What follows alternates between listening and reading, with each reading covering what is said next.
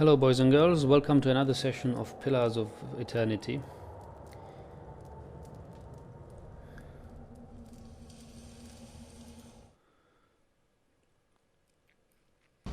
I need to find a way how to get out of this. I guess we need to go to the world map and just travel out of this, right?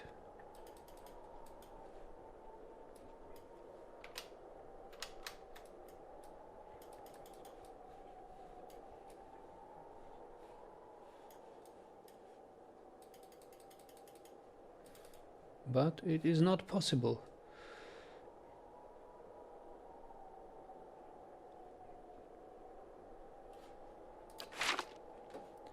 They also write that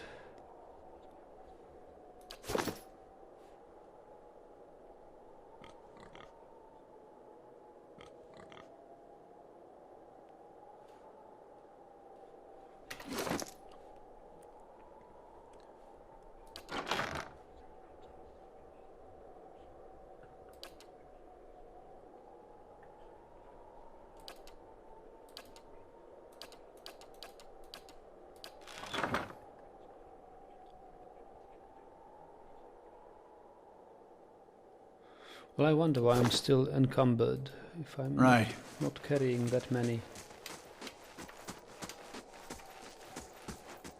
items. So this vision is gone. Is this vision gone? No. Be gone, vision!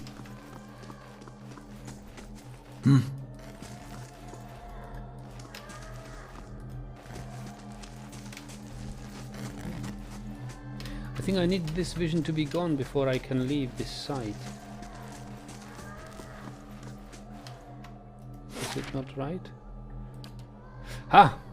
Okay. That's how you... So I have to... I can't leave right here. If I go map, Valewood, I can't.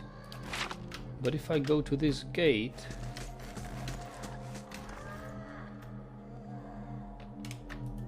Or if I don't open the map but open this, then I can go to Valewood. If I open map,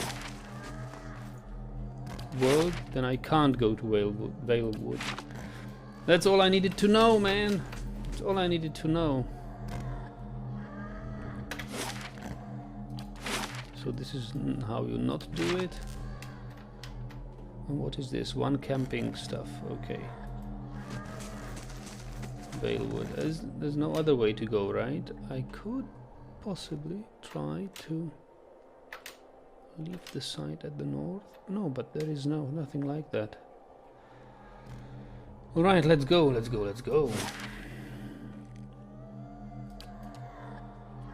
6 hours. Well, why not?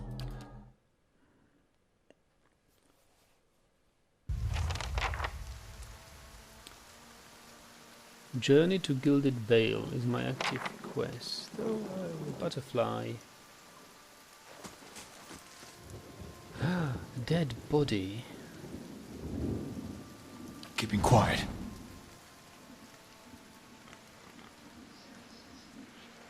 I'm still major fatigue, critical fatigue. What the hell? Well, I've traveled for 6 hours or something then. Camping. Good thing.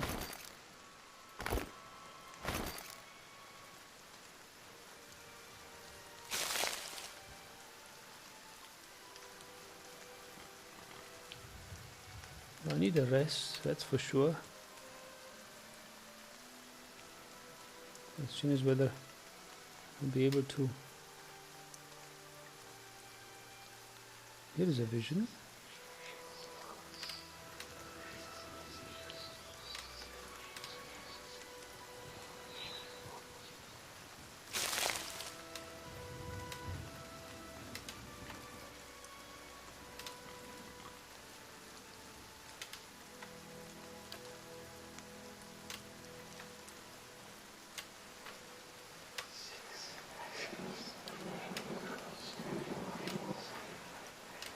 Maybe the fatigue is not due to encumbrance, but due to me not having a rest for such long time.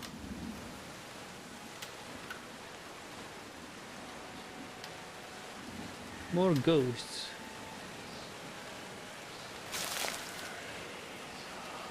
How do I cross this river? Here. I can cross it here. Come on, piggy.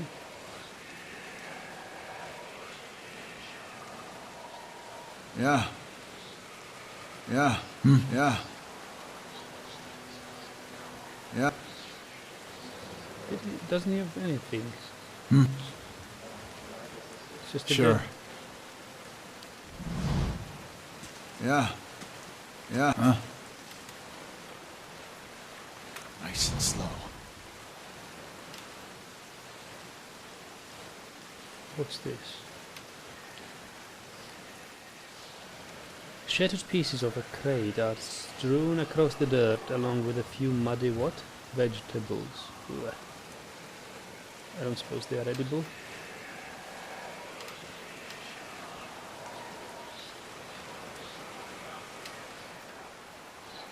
More visions. Hello, visions. The grass is still flattened behind the wagon's wheels. Barrels of cabbages, potatoes and squash have been overturned and abandoned. Oh.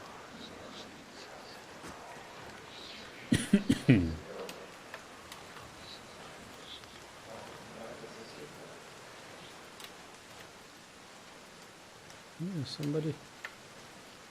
Hey, look what we found.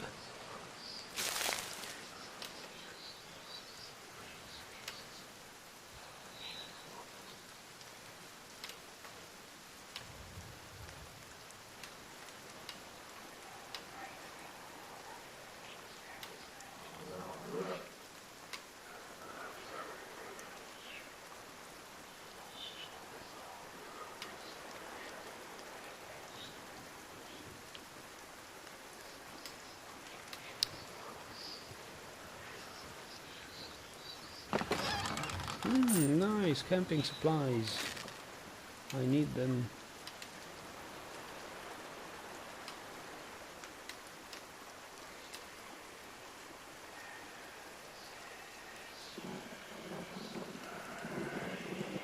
Is this another vision? No, this doesn't look like a vision.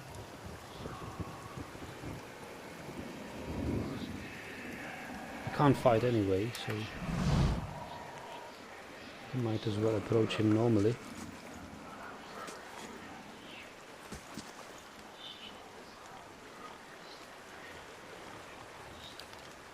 Can't I sheathe my weapon? Greetings, stranger. Greetings. Nonton, this man appears to be hurriedly dismantling his camp in quick, jerky movements. He looks up as you approach, his expression tense and drawn. Greetings, he says, a little breathless. On your way south, is it? Don't get too many of your sort coming this way. Meaning no offense. Suppose you're headed for Defiance Bay. Not exactly, mister. What race is he? Is it a human? He wipes his brow, turning face to you. The sooner you're clear of these woods, the better, I think. Our caravan was attacked. I've been trying to get to Gilded Vale. Well, that's the truth, but I don't have to say the truth, right? Never mind the woods. There's a strange machine in ruins up in the north. There were these figures clad in black, performing kind of right, yeah. What's your hurry? I'm only passing through. I mean to reach Gilded Vale. I don't know whether he's a Glanfadden. If he is a Glanfadden, there is no point in saying him that my caravan was attacked. It could even lead to more misunderstandings. Keep your nose in your own business before it gets lopped off. Well, that's rude.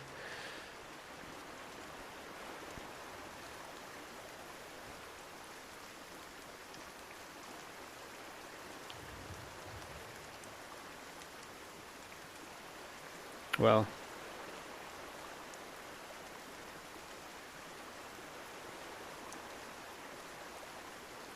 See, I can say our caravan was attacked. I've been trying to get to Gilded Vale.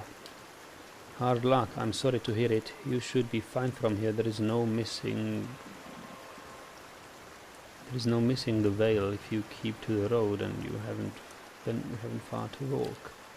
But you'll want to keep clear of this place after that. We were just attacked north of here. Me and my friend of mine. We came out here to hunt some deer. Came up on a bear instead. Great monstrous things. And Pearly, he didn't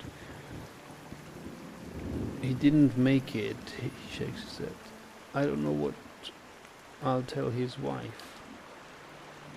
In any case, this forest's already cost me a friend. I'm heading home before it takes anything else. Oh. Where did you find this bear? In a cave a ways up that way. He turns to point northwest. I wouldn't seek it out if I were you. It was a great brute of a beast. Would hate to hear that it took another life. What happened to your friend? I didn't see it coming. We are slow following a stag. Pearly saw something in the brambles and we went tearing off after it. We all but stumbled into the cave. Poor Pearly didn't stand a chance. Bear was on top of him before we knew that was happening. Yeah.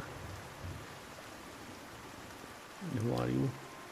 Mountain born and raised in Gilded Vale. I haven't had a spot of luck since.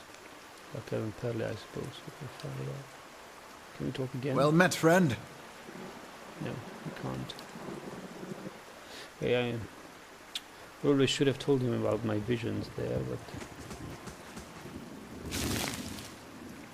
Can I camp here before you dismantle it totally?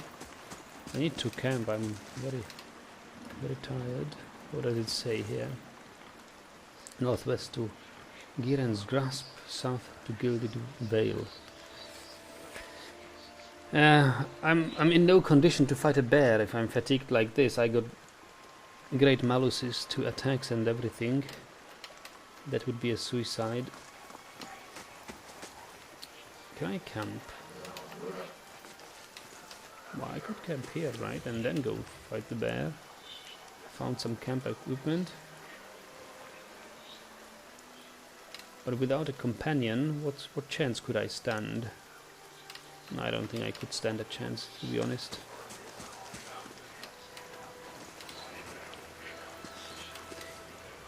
If two hunters couldn't kill the bear, one rogue certainly won't. Let's go to Gilded Vale then. 8 hours journey. Dear God, I'll come and die. I'll get there and die of exhaustion.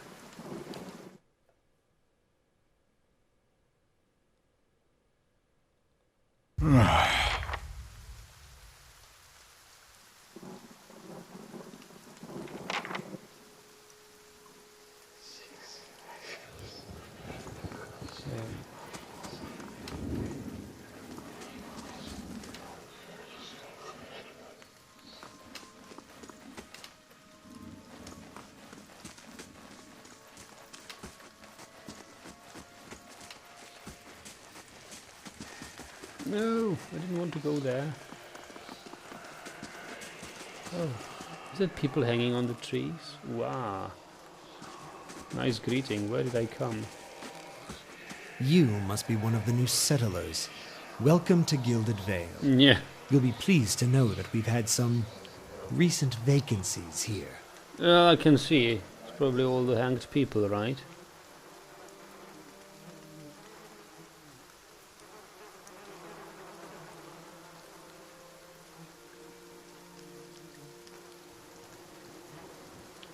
Doesn't talk like a good guy. Recent vacancies. Well, I need a rest, that's all I need. I feel at home already. Wow. He glances at the gnarled, leafless monstrosity.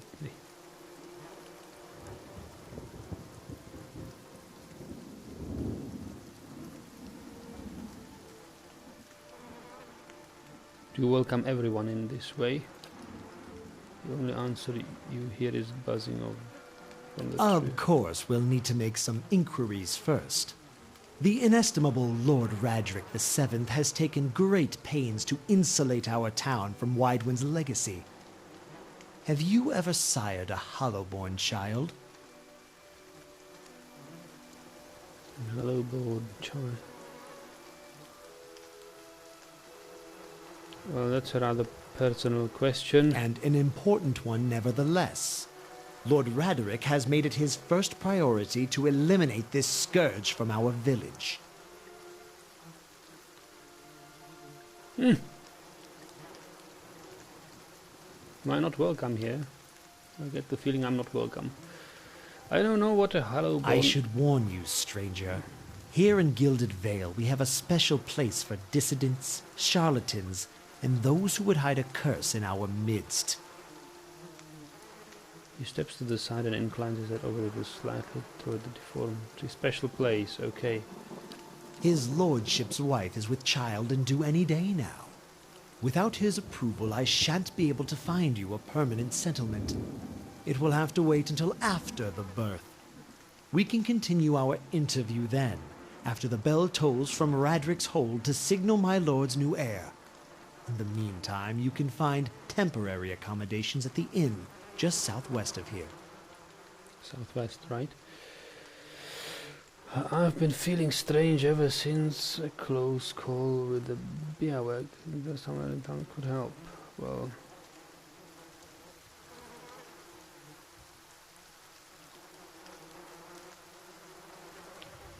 yeah, I can tell him that much. I've been feeling strange ever since a close call with the Biawag.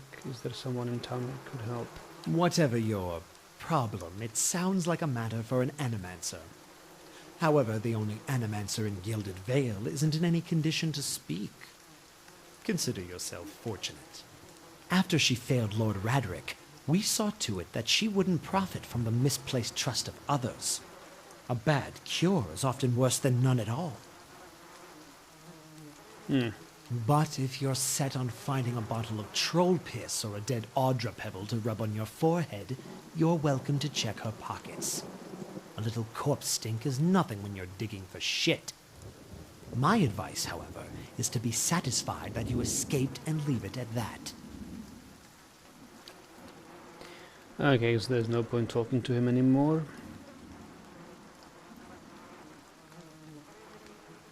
But you said, I would very much like to know who is this Hollowborn thing. I have no idea, but...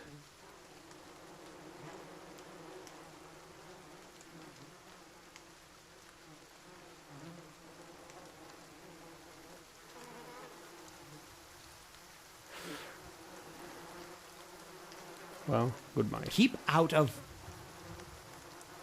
Out of what? Listen! 2 tolls. Let that be the last. 3. Gods have mercy. It seems your arrival is ill-timed. Great looks toward the east. His expression unreadable. He blinks slowly. Turns action back to you. 3 bells toll only for the death of a Radric. I fear Lord Radric's heir is lost, or else Hollowborn, and so lost all the same. You should tread carefully. Circumstances have changed a great deal.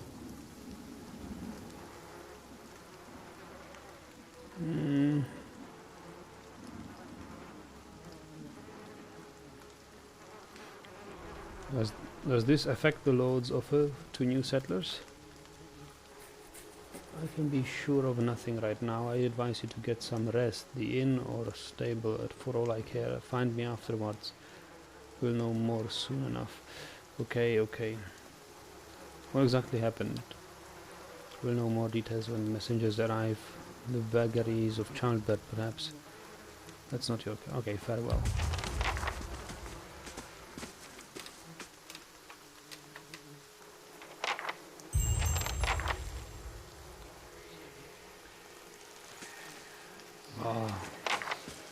so cruel. These people hanged here. What are these people? What if it's not the baby? Maybe Kolsk managed to... Gosh, are we mad? Leave it here indoors. Ah, those are conspirators. I could join them. Greetings. You'd think the rains would be a boon for the crops.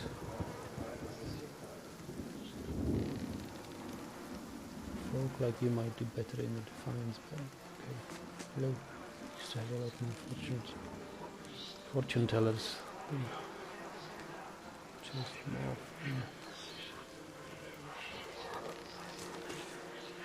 The Black Hound Inn's a fine place to sit and have a smoke. Alright, let's go find it. Well, I could...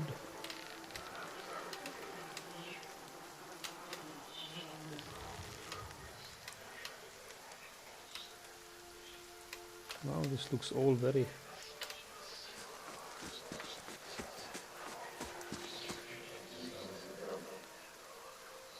Who is he? Hello. As you near, you feel a vibrant history contained in the essence of this man's soul.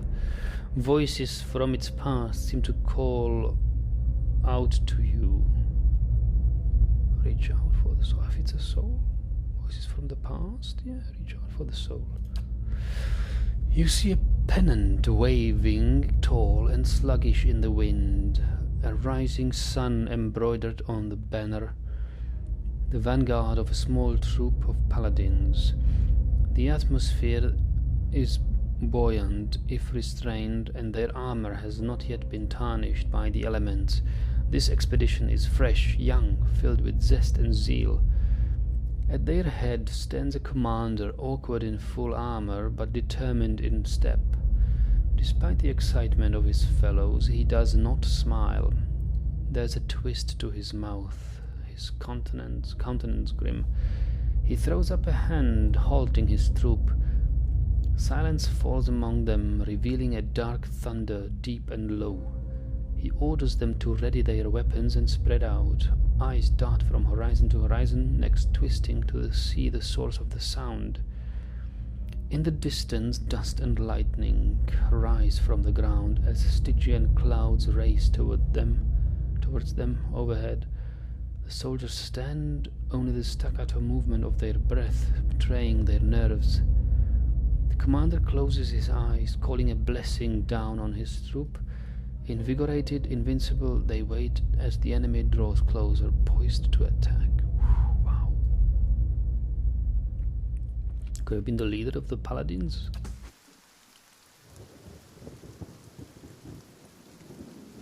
He's got a paladin armor, isn't it?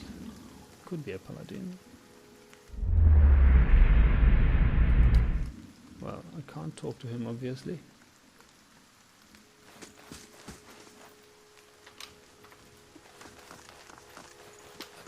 Oh, here. That's probably the discovered temple of Eothas. Okay, that's not where I want to go. I need to go to the inn.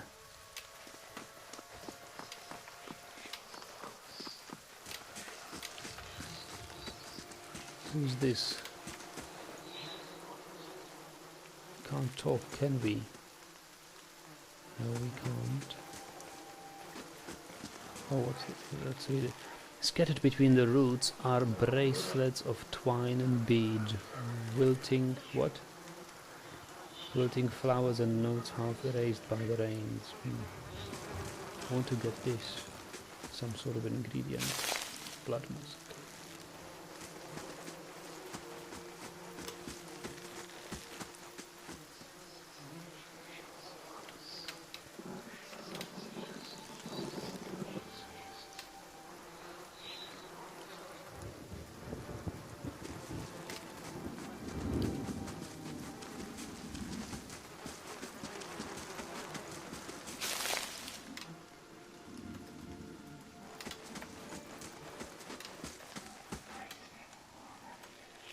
What's this?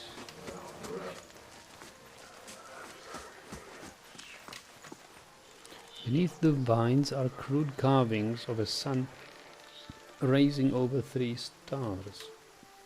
A symbol to remember, I assume.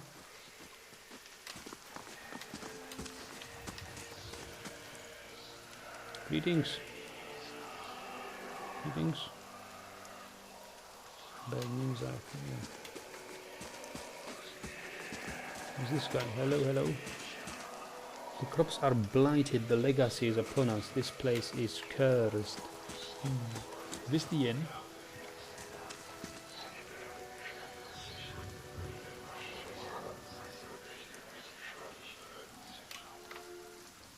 Doesn't look like an inn, it's like a private house. Let's take a look at this crate.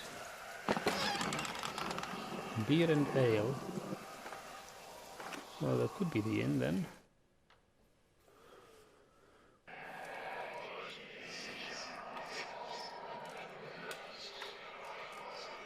Greetings. Oh, this is Nanton. We've met, didn't we?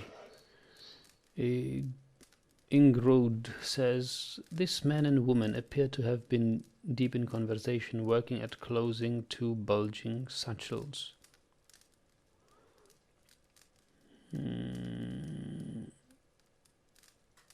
They move to embrace until the woman notices your approach, pauses, her smile faltering a little. Okay. Hail and well met. Can we help you? She looks for her to her companion, brows furrowing with confusion. Do you know this man, Norton? Yes, I think we've met in Vale Wood. I warned him about the bear. I'm glad to see you've made it. Was there something else you wanted?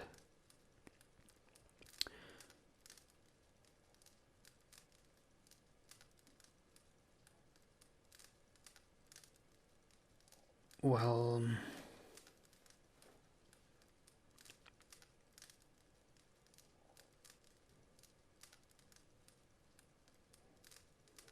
you two are in good spirits for people who just lost a friend.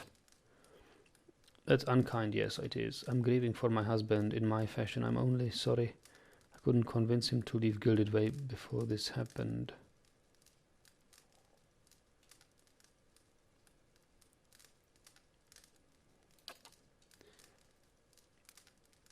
I'm relieved to be rid of this terrible place, that's all. It's cost me a greater part of my life and now my husband, and I'm glad to be free of it. Okay, is there anything you can tell me about Gilded Vale? Only that you'll want to be moving as soon as you can. You'll have seen the tree, I imagine. But the road goes deeper. If you were looking for work, I'd say you have a better chance of it elsewhere. We are headed for Defiance Bay ourselves. Okay, you seem to be in a hurry. Yes, I imagine so. We're packing for a trip, actually. I've been meaning to visit Defiance Bay, and, well, in truth, I think I've had my fill of this town.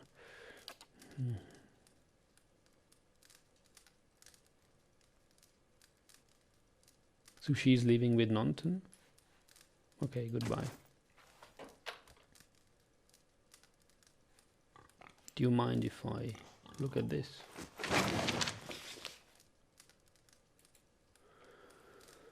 The Direwolf, the broken stone wall. Oh God.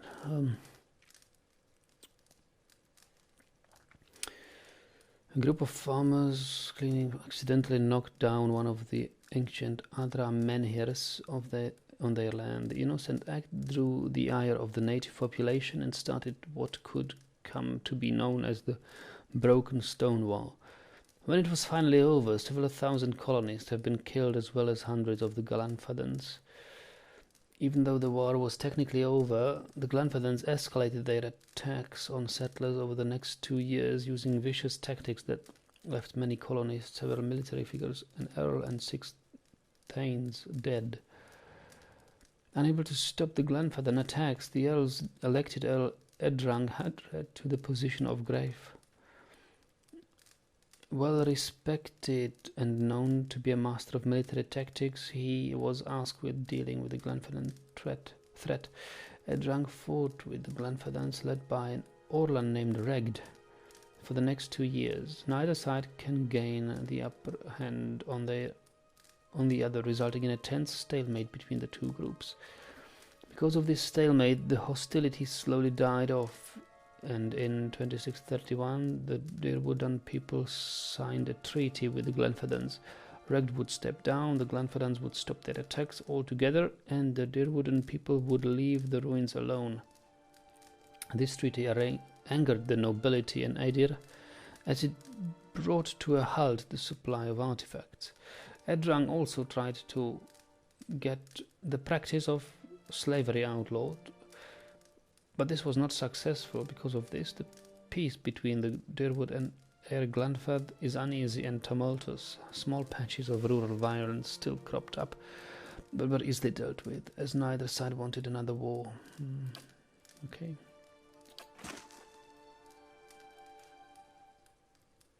What's in here? May I have a look? Whoa. Is this yours? I think it's probably yours, isn't it?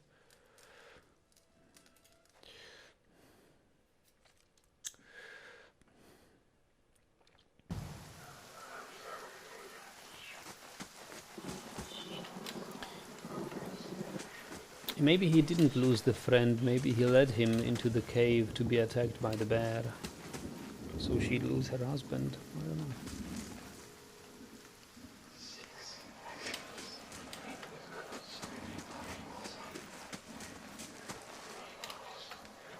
It's godlike here. It's, the race, they have these strange heads. Rudolf Nekat, or as you near, you feel a vibrant history open in the essence of men. So I reach out. You see a pair of immaculately polished leather boots and an impeccably maintained goatee. Their owner, a slightly hook-nosed man with a wicked grin and narrow eyes. He bobs his feathered hat at a nearby merchant as he ambles by. A small piece of parchment held tight in his fist, ink staining his fair fingers. He seems to know most of the merchants in the market, stopping to engage some, nodding at the others, and even bartering for minor goods with a select few, always smiling, laughing, and exchanging jibes. He approaches a heavy-set Aumawa, smile plastered stiff across his face, and jokes about the weather. She jokes back, subtly palming him several gold coins. When he walks away, the paper in his hand is gone, and the smile on his face is far more genuine. He tips the cap at her, winking, and trundles off with a new spring in his step.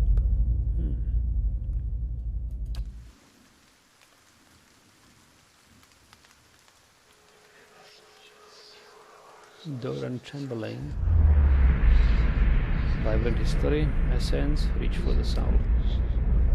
You see a large crowd gathered in the middle of a courtyard. This man stands in the midst of them, a cloak pulled over his head, holding it closed around his neck. The crowd has congregated around the platform, and they all watch, transfixed, as a man is led to the platform, flanked by two city guards. It looks like they are going to hang him. The man is shackled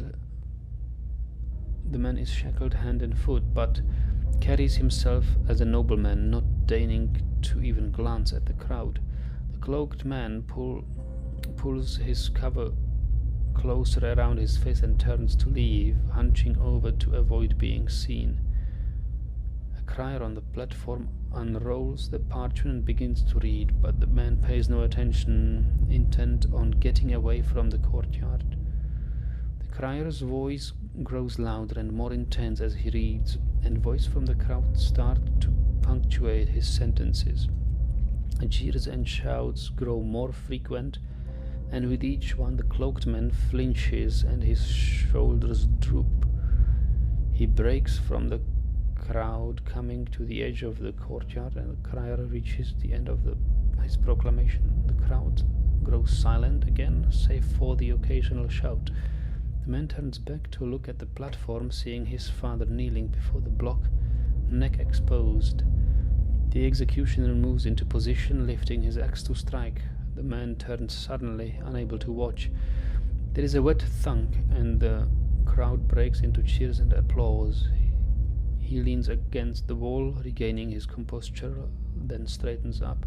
With obvious resolve, he strides off, away from the crown and his legacy. Okay, he probably saw his father beheaded.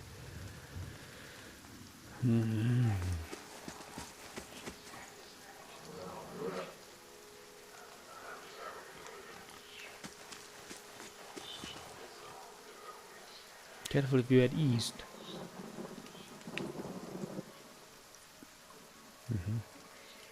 Is this the inn, probably? Let it be the inn.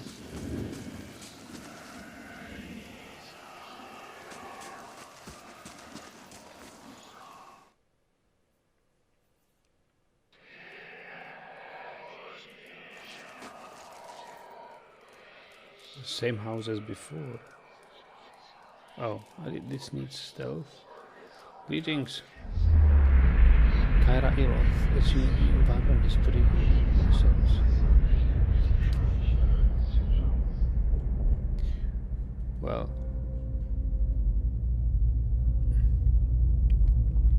crowded marketplace, vendor stalls lining the road, their proprietors' voices calling out to passers-by to come sample their wares. This woman wanders through throngs, strolling hand in hand with another woman.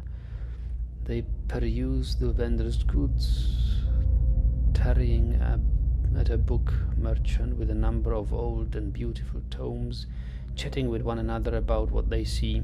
One will pick up a book and show it to the other, who will take it, comment on it, and place it back on its shelf.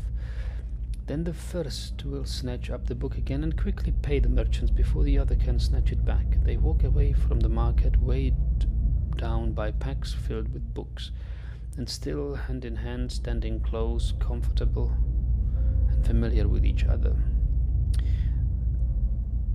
Did they pay for it then? Pay the main merchant, yes. As they pass down a somewhat deserted street, an object suddenly hits this woman in the chest, and bounces off, rolling away toward one of the buildings. The women stop and looked at the object, an apple, and then back up at the person who threw it.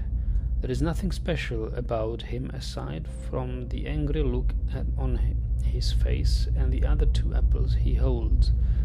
Before either woman can move, the man draws back and throws another one at them, this time hitting the second woman in the forehead. He yells at them something derisive and hateful, something about legacy and about responsibilities. The woman raises her hand to her head and wipes the juice and bits of fruit from her face and stares the man down defiantly. The first woman squeezes her hand and puts the other on her companion's shoulder, attempting to calm her down. The other woman pulls a book from her pack and holds it before her, muttering under her breath. She pulls her hand free and waves it above the book, an aura forming around her. The first woman is still trying to calm her down, but all she says goes unheard. The man, uncaring of the events happening in front of him, draws back and throws the last apple. As it arcs through the air toward them, the second woman brings up her hand and points at the apple. A glowing orb of energy flies from her hand and strikes the apple, causing it to explode, raining bits of apple down the road, buildings around them. The man's face changes, anger joined by fear, looking like he's trying to decide if running or attacking is the better course of action. The second woman has started chanting again, her hand glowing, her eyes narrowing. The woman steps in front of her, placing herself between her love and their attacker.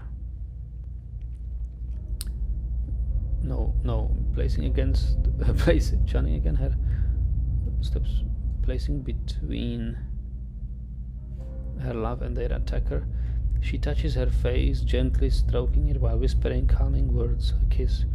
The woman's countenance changes. She calms, her eyes softening, her lips regaining the lost smile. The first woman smiles again as well and kisses the other.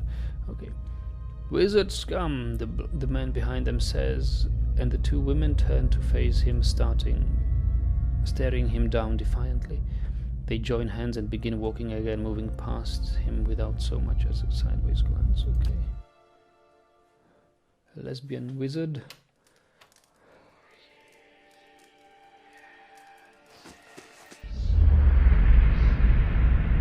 Who's this? As you near, you feel a vibrant history. Okay. No. You see a key turned gently, steady, and hear a ghostly click as the door swings inward. Two figures slip... Oh, he's a thief, isn't he? Two figures slip in, locking the door behind them, and begin their prowl. Their hunt is efficient, and it takes them little time to acquire a sizable collection of documents and oddly shaped velvet pouches. Quick hands fill pockets, rucksacks, and bags. The door opens downstairs, and everything freezes. A footstep, a tired giggle. The thieves are all eye whites and short breath as they empty their pockets of all but the necessities. Anything noisy hurriedly replaced. Silence from downstairs, then tentative steps up the staircase. A voice calls out. One thief creeps forward, the other gesticulating wildly for him to return. He continues forward, crouching by the banister. He sees a gaudy shoe and shoves. The woman falls with a cut-off scream, rolling lifelessly on the floor below. Swearing, the second thief grabs her brother and make their escape, collecting whatever of value they can. Oh, so he's a thief. I should probably... Well, hello. Can you walk? The woman could just walk. Nice and slow. Not nice and slow. I'm perfectly detectable. Okay, I would need some stealth to get this. Steady does it. Steady doesn't it?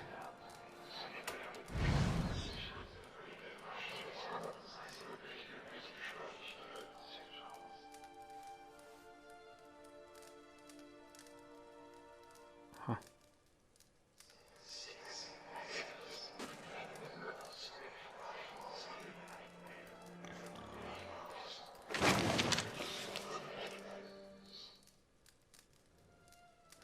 The War of Black Trees and the Rise of Admed Hadred.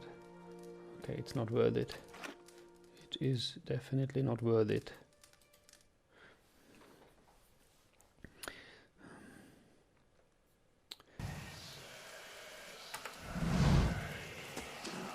That wasn't the inn either, so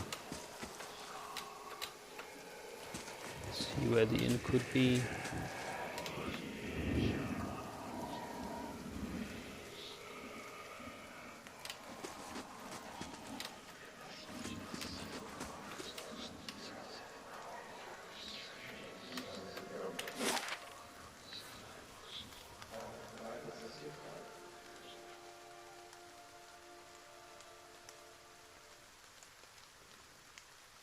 Ah, the Blackhound Inn is right here. Windmill.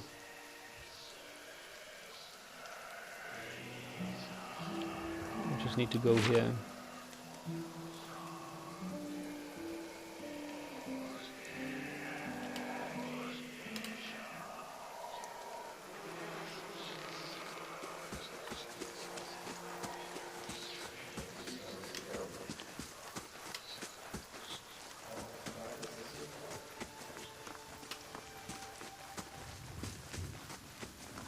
Oh, who's this?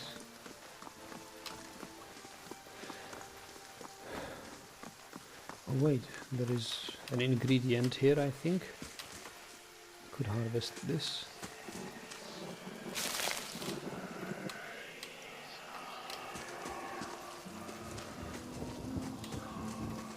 This must be the inn.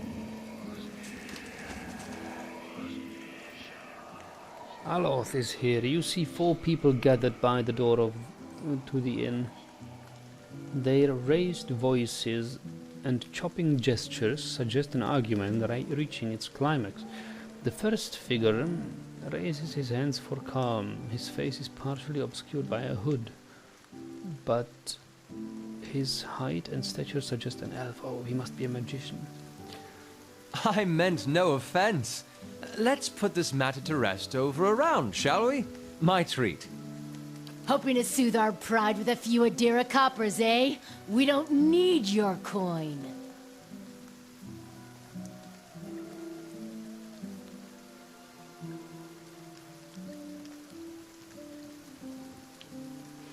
They're not going to fight him, are they? Everyone calm down. Whatever this is about, I'm sure it's an overreaction. Angry townsman says. One of the other men glares at the hooded elf. His eyes are red from drink, but his glaze is focused. We're humble folk, but we're no fools, not like he thinks, mocking us while he shelters in our village. We don't take to that kind or talk from foreigners, especially not Adrians. Go on. Say it again. I'm itching for an excuse. Fie, you're itching for the kindling touch of your sister, you cocksfeather!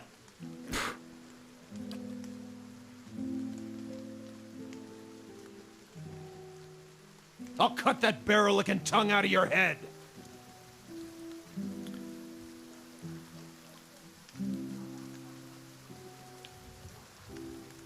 Uh-oh. There's going to be a battle. This is a misunderstanding. I didn't say whatever it is you think I said. We've nigh quarrel.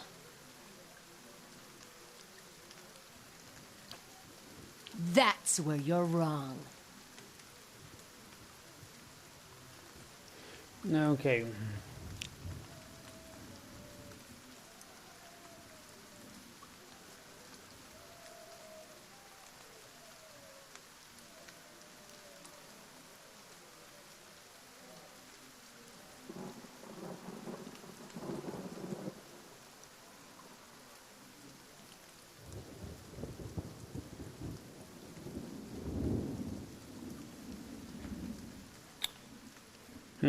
I don't think attacking him is such a good idea. I don't have intellect to talk here. And why is that? Well, perception. I have good perception. He's reaching for something, and since it's not the rapier in his side, it's either a wand or a throwing dagger, and you don't look ready to deal with it either.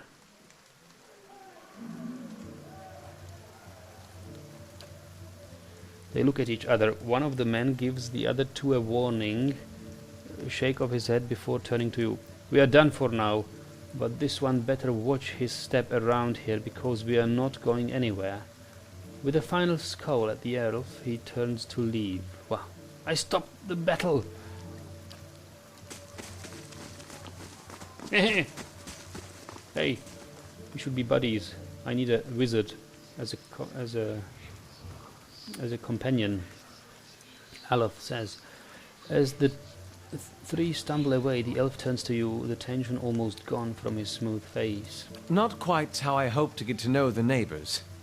Thank you for your timely assistance with that awkward situation.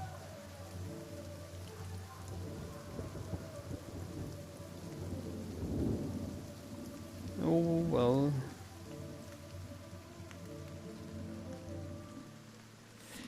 I'm glad I could help. Courtesy is a rare pleasure in these parts, though your accent suggests that you are no more local than I. He straightens his hood, and you note the remains of fraying embroidery on his gloves. His boots are caked with the dirt of many months' travel, but the leatherwork beneath is sturdy and fine. Well, I suppose introductions are in order after that little fiasco. Aloth Corvusser, at your service. Well,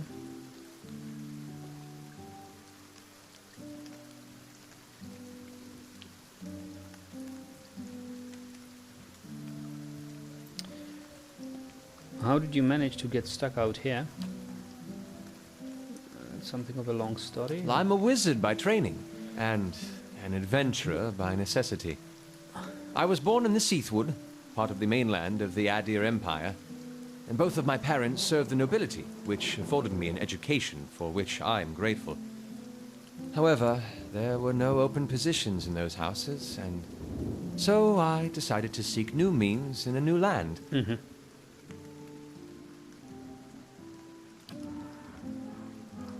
And how exactly did you come to be here? Well, I was traveling with a caravan, but we were separated near some ruins. In Gwithan ruins? Oh, those can be dangerous places during the best of times. Yeah. Which these are not. I mean, half the locals would arrest you for trespassing and the rest would kill you outright. I'm curious, what exactly did you find there?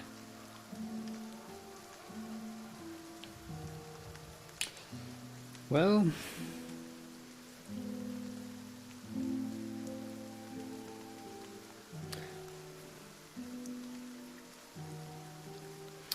several hooded figures operating a strange machine. Goggles at you silently, apparently assessing your earnestness. Finally, he gives you a clipped, awkward laugh. I don't like this guy too much. He's hiding something. You do manage to find yourself in rather interesting predicaments.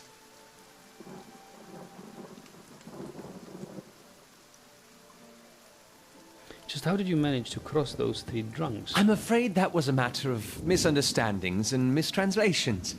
It doesn't help that people in these parts remember their war with Adir like it was yesterday.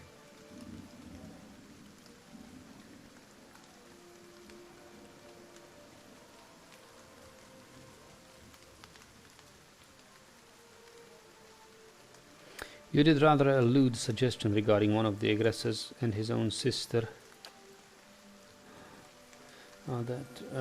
As I tried to tell them, they misheard me. It happens all too easily after a few pints. Well, I heard the same thing.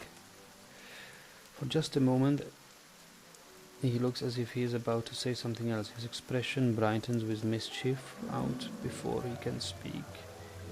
He forces a tight smile, biting his lips so hard you expect to see blood. Finally, his face relaxes and he shakes his head.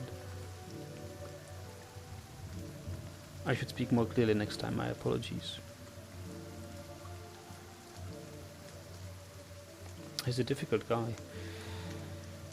What are you doing in Gilded Vale? An excellent question. I came looking for fresh air and cheap land. Instead, the magistrate gave me directions to the inn and a story about the local lord's expectant wife. Mm-hmm. But I take it that's a familiar tale. Yes, it is. And you?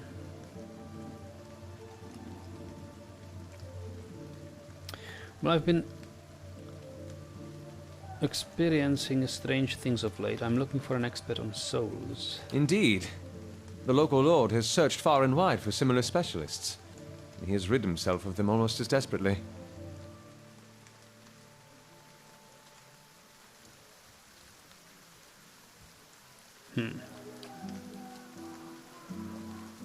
Okay, so it's dangerous to find anybody who knows about souls because the local lord hangs them. And if there is anyone who knows about souls, then he probably keeps it for himself. Starting glance takes and tumble down buildings.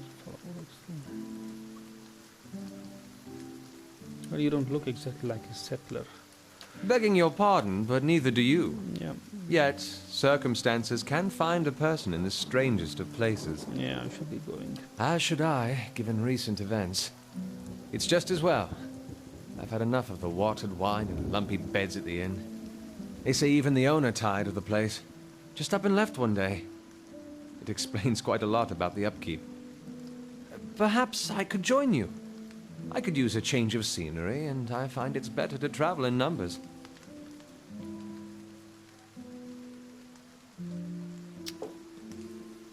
It's a tough call. This guy is not... I feel like he would betray me.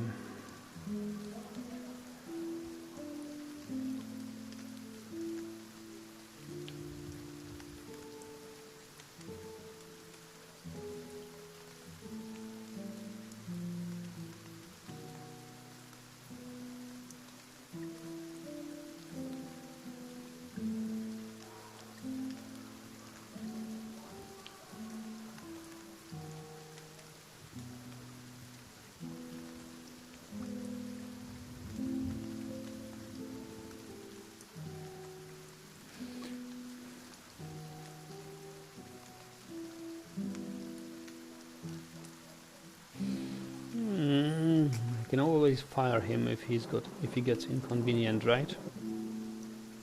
Let's go then. Excellent. I shall follow you. So if this is the inn, then he's not exactly liked here in this village, I think. I don't know whether it's help or burden now that I talk to people and they see him beside me. Maybe that was... I should have told him that I would...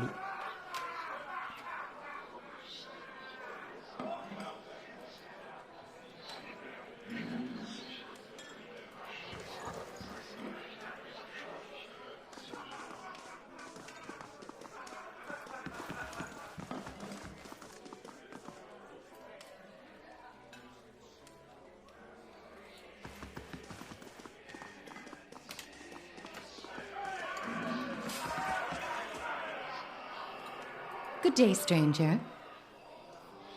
Oh, greetings and welcome back. Welcome to the Black Hound Inn. The innkeeper... Oh, I need to... Bowser had curtly... I need to end the recording. Because I'm running out of space. We'll continue next time. See you then.